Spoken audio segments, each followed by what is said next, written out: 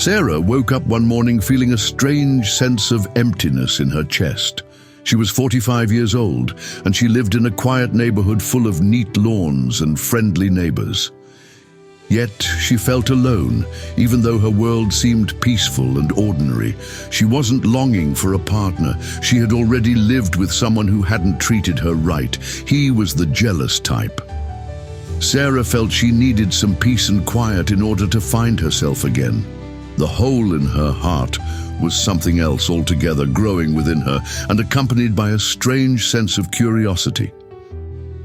As she lay in bed, she stared at the ceiling and thought, "What am I missing?" She had a good job at the local library, and she liked being around books.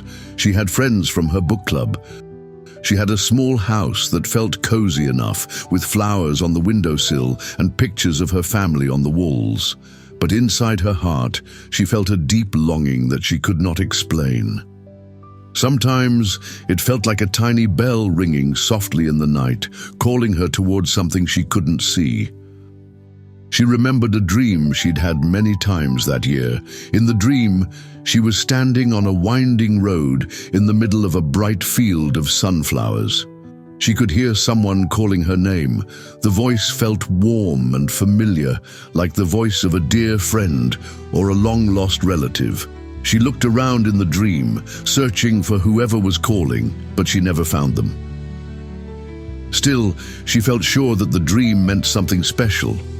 She wondered if it was a sign from the universe, or maybe just a random memory in her sleep, yet she couldn't shake the feeling that the dream was nudging her to wake up in more ways than one. Later that morning, she got out of bed, washed her face, and headed to the kitchen for coffee. As she poured the hot drink, she noticed her calendar. The date circled was her mom's birthday. Her mom, Claire, had passed away years ago. Sarah still missed her every day. She missed the smell of fresh bread in her mother's kitchen and the sound of her mother's laughter filling the house. Sarah held her coffee mug close, closed her eyes, and said a small prayer in her mind. "Mom, if you can hear me, please guide me. I need you." A tear slid down her cheek. She wiped it away quickly and took a sip of coffee. That day at the library was normal at first. Sarah smiled at visitors, helped them find their favorite books, and organized the shelves. But a strange thing happened around noon. A little boy dropped a small, shiny object on the floor. When Sarah picked it up, she saw it was a tiny silver charm, shaped like a sunflower. Her heart started beating faster. She thought about her strange dream with sunflowers. She handed the charm back to the boy, who smiled. His mother thanked her. Then they left. But Sarah couldn't stop thinking about the sunflower charm. She felt it was too big a coincidence. She had just dreamed of sunflowers again 2 nights ago. Later, she went on a short break. She sat at a table near the window with her lunch. As she ate, she kept looking at the clock. Something strange happened there too. Each time she checked, the clock read 11:11, then 1:11, then 2:22. She noticed the repeated numbers and felt goosebumps on her arms. She had seen these patterns before over the past few weeks, but now they were showing up more often. She remembered reading that some people believed these numbers were signs from angels or from loved ones who had passed away. She didn't know if that was true or not, but it still made her feel a little less lonely. When her shift ended, she walked home and thought about the events of the day. She told herself, maybe I'm just looking too hard for signs. Maybe it's nothing. Yet she couldn't ignore the growing feeling in her heart that something bigger was happening. She felt drawn to learn more or to search for the meaning behind these synchronicities. She wondered if her mother was trying to send her messages, or if something else in the universe wanted her to pay attention. She opened her door and stepped into her small study filled with books. She pulled out a journal and began writing everything she noticed: the dream of sunflowers, the silver sunflower charm, the repeated numbers. She wrote down the words, "Mum's birthday," and drew a small sunflower next to it. For the next few weeks, Sarah found herself noticing more signs and strange coincidences. She saw sunflowers everywhere, on magazine covers, painted on shop windows, and in a bouquet on a street corner. Every time she saw them, she felt a warm flutter in her chest. The repeated numbers kept showing up too.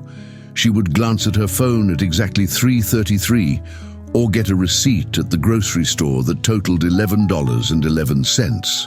At first, it made her nervous. "Am I going crazy?" she thought. But deep inside, she had a gentle sense that these were small guiding lights, reminding her to keep going forward. One afternoon, after work, she decided to visit her father, Paul, at the old family house on the other side of town. She hadn't told him much about her strange experiences because she was worried he might think it was silly. But she felt she needed someone to talk to, and her father was kind and understanding. When she arrived, the front yard was filled with yellow leaves, and the porch looked exactly the way it had when she was a child, with her father's old rocking chair still creaking in the breeze. Paul greeted her with a hug and asked how she had been. He was older now, and his hands shook a bit from age, but he still had the same gentle smile that made her feel safe. Sarah sat with him on the couch and explained everything: the dream, the sunflower charm, the repeated numbers, and the deep longing in her heart that she couldn't name.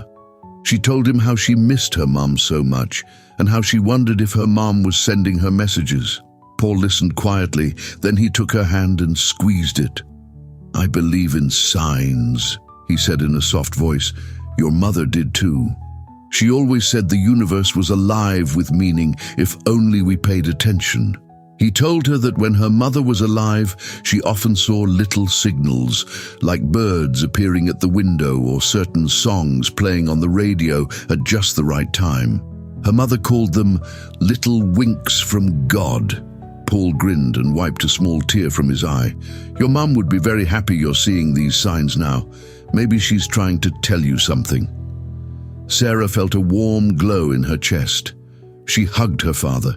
For the first time in months, she felt a spark of hope. "Dad," she said quietly, "I think I need to go on a trip. I don't know where, but I feel like I'm supposed to leave home and find something. I feel like my soul is calling me somewhere." Paul nodded, his eyes filled with understanding. He encouraged her to follow her heart. The very next weekend, Sarah packed a small suitcase.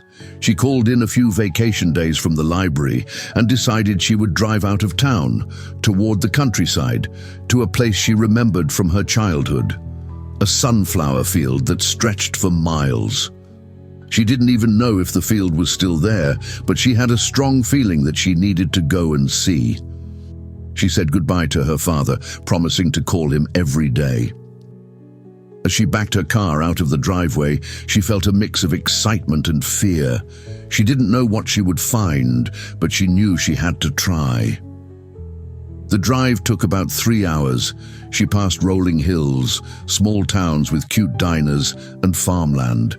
With every mile, she felt more awake. She turned on the radio, and an old song her mother used to sing floated through the speakers. She gasped.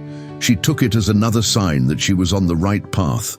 She sang along, tears in her eyes, remembering her mother's laughter and the soft hum of her voice in the kitchen.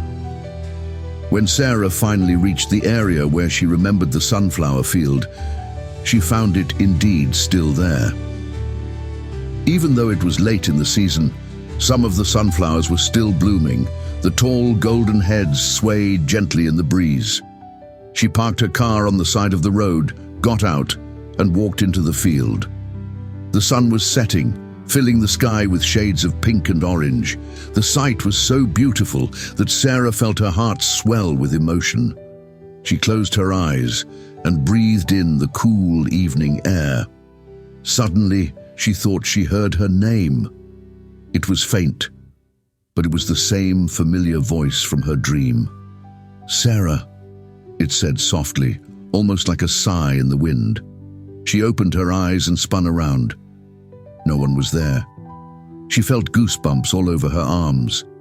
She stepped further into the field until she found a small clearing where the flowers parted, creating a circle of space. She felt as though the circle was made just for her. She stood there and whispered, "Mom, is that you?" A gentle breeze blew through the flowers, making them rustle like a quiet applause. For a moment, Sarah felt something shift inside her. She felt a connection to something bigger than herself. She didn't know if it was just her imagination, but it felt very real. She felt surrounded by love, as if warm arms were wrapped around her. Tears slid down her face. She laughed a little, feeling both happy and sad all at once. She thought of her father, and she thought of how she would tell him about this feeling of peace in the sunflower field. Slowly, as the sky grew darker, she made her way back to the car. She decided she would stay at a nearby inn for the night, then return home in the morning. At the inn, she felt restless. She couldn't sleep. She wrote pages in her journal about the sunflower field and the voice she heard. Then she flipped the pages of the journal back and looked at all the notes she had made about the signs, the little boy's sunflower charm, the repeated numbers, the songs on the radio, the dream. She realized something. Each sign had made her heart flutter in a way that felt like a nudge toward hope. She realized she wasn't just missing her mother, she was also missing a sense of purpose, or a sense of being truly alive. She understood that she had become numb in her daily routine. Now, these synchronicities were pushing her to wake up and see that life could be magical and full of hidden wonders. When she finally fell asleep, she dreamed again of the winding road in the sunflower field. She heard the voice calling her name, and this time she felt a presence near her. She turned around in the dream and saw a tall figure dressed in light. She couldn't see the figure's face, but she felt love pouring from it. She heard words spoken to her, but in her dream she could not remember them once she woke. Yet she carried the feeling of peace and comfort into the next day. The morning sky was cloudy when Sarah began the drive back to her hometown. She felt a little sad to leave the sunflower field, but she knew she had received the sign she was looking for. On the way, she listened to her favorite childhood songs and thought about how she could bring more meaning into her life. She didn't want to go back to feeling empty. She wanted to keep this hope and wonder alive. As she drove, she thought of ways to connect more with other people. Maybe she could start a sunflower painting class at the library or share her story with friends. But around halfway home, her phone rang. It was a neighbor. The neighbor's voice was shaky, and Sarah's stomach dropped when she heard the words, "Sarah, it's about your dad. You need to come to the hospital." Suddenly, Sarah's hands began to tremble. She gripped the steering wheel tightly, her heart pounding.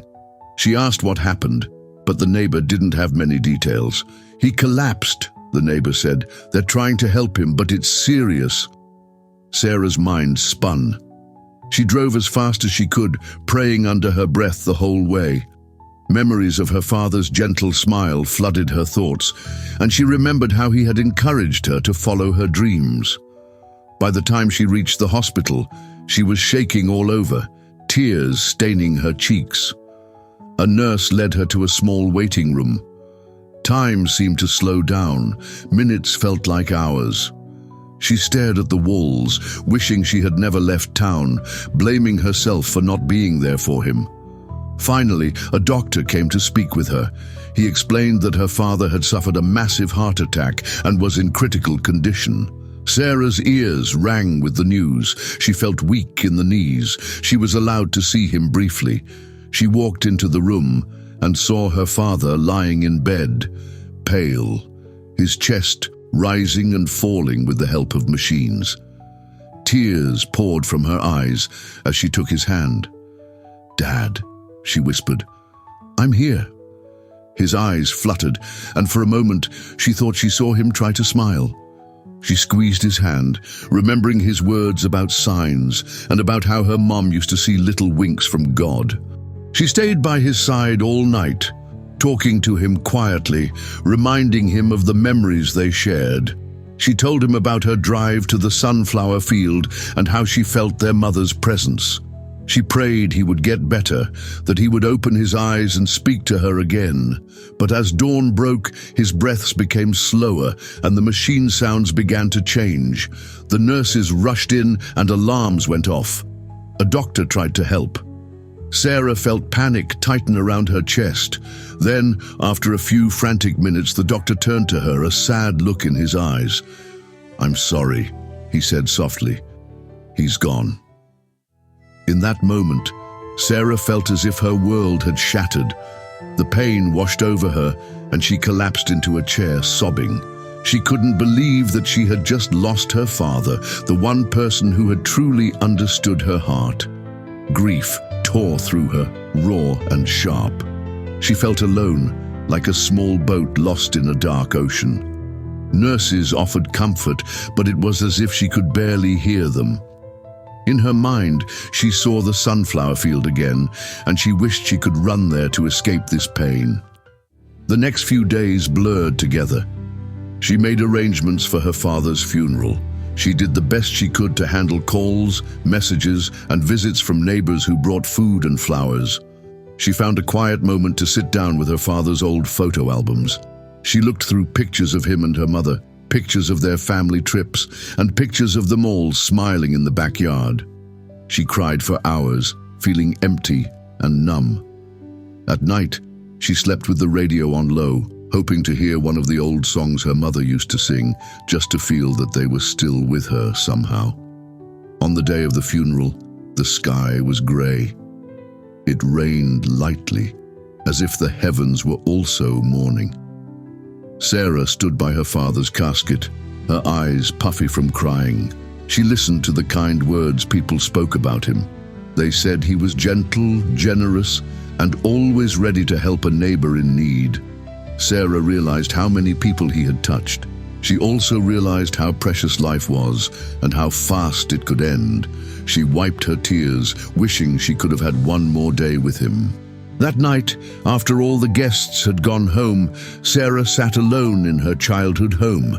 It felt eerily quiet without her father's soft humming or the sound of his footsteps in the hallway. She walked through the house, touching the walls and remembering the laughter that once filled these rooms. She ended up in her father's small office, where there were stacks of papers and notebooks. She found a folder labeled "Letters to Claire." Inside, she found letters he had written to her mother after she passed away. Reading them broke her heart all over again. In one letter, he had written, "I see signs of you everywhere. I see the love we shared in the smallest things. I will never stop loving you." Sarah closed her eyes, letting tears slip down her cheeks. She realized that love never truly dies. It stays with people, guiding them, connecting them. She thought about the synchronicities she had been seeing. She also thought about how her father had said that her mother would be happy she was seeing them too. Suddenly, she felt a strange calm. She pulled out her journal, the same one she had been writing in for weeks, and wrote, "Maybe these signs were preparing me for loss. Maybe they were reminding me that I am not alone, even when people leave. Love is still here, guiding me forward." Days later, when things had settled enough for her to take a breath, Sarah decided to return to the sunflower field, this time to honor her father's memory. She drove the same road as before, listening to the same old songs that made her think of both her parents. When she got to the field, she saw that more sunflowers had wilted since her last visit. The season was almost over, and the tall green stalks were turning brown. But in the middle of the field, she saw a single bright sunflower still standing. It rose tall and proud, like a shining beacon of gold against the fading backdrop. She walked toward that flower and stood before it, remembering the day she heard her name whispered in the wind. She closed her eyes and let tears roll down her cheeks again. She whispered, Dad, Mom, I love you. Thank you for guiding me. Thank you for the signs. Even in this pain, I feel your love." The wind moved gently, and for a moment she almost felt arms around her, comforting her. She felt no fear, just a deep wave of sadness mixed with gratitude. The emptiness in her chest still hurt, but now she also felt a tiny flame of hope burning inside. She remembered how her father had said that the universe was alive with meaning, just waiting for us to notice. In the months that followed, Sarah went back to work at the library, but she carried a new purpose in her heart. She began a small group at the library, where people could come and share stories of meaningful coincidences, dreams, and signs they'd noticed in their own lives. She called it the Sunflower Circle. Many of her neighbors showed up, curious or needing comfort in their own grief. Together, they talked about the magic of everyday life, the pains of loss, and the hope that even in sorrow, one can find light. When Sarah spoke, her voice trembled at times, but it was also clear and filled with the love she had gained through her experiences. She still felt moments of deep sadness whenever she thought of her father's last moments or her mother's gentle smile. But she also felt closer to them both, as if they were watching over her. Sometimes she would look at the clock and see 11:11, and she would smile, whispering, "Hi, Dad. Hi, Mom," believing in her heart that it was another little wink from the universe. Other times she would see a lone sunflower in someone's yard and get that warm, fluttering feeling in her chest again, as though a message was being sent straight to her heart. One evening, as she was tidying up the library after the Sunflower Circle meeting, she found a small note someone had left on a table. It read, "Thank you for reminding me that I am not alone." Sarah felt tears well in her eyes. She realized that through her own pain and searching, she had learned to connect with others in a deeper way. She no longer felt that empty longing. Instead, she felt she was on a path of discovery, guided by love. She remembered her father's voice telling her to trust in the signs. That night, she walked home under a sky filled with stars. She lifted her face to the heavens, imagining her parents smiling down at her. She felt a wave of love that filled her whole body. She placed her hand over her heart and whispered, "I miss you both so much, but I feel you here with me. Thank you." In that still moment, she felt the old grief mix with new love. She understood that life was not just about losing the people we love, but also about finding them in new ways every day, through memories, dreams, signs, and in the love that never fades. In time, Sarah's story became one of comfort and inspiration for others who walked a similar path. She no longer saw signs as mere coincidences. She believed they were tiny lights in the darkness, guiding hearts toward healing and deeper meaning. And though her father's chair at home stood empty, and her mother's laughter only lived in her mind, she felt their presence whenever she saw a sunflower swaying in the breeze or a certain set of numbers on the clock. She would smile quietly, thankful for every moment they had shared and every sign that kept her connected to them. Sarah's heart had learned an important lesson, that even when something feels missing, love can still be found if you keep your eyes, ears, and heart open. The universe speaks in whispers and small wonders, and it had taken her on a journey of loss and longing to finally realize she was never truly alone. So, every day she rose with a gentle smile, thinking of her father's words, her mother's warmth, and the beauty of sunflowers dancing in the wind, reminders that life, even in the face of death, can still bloom with love.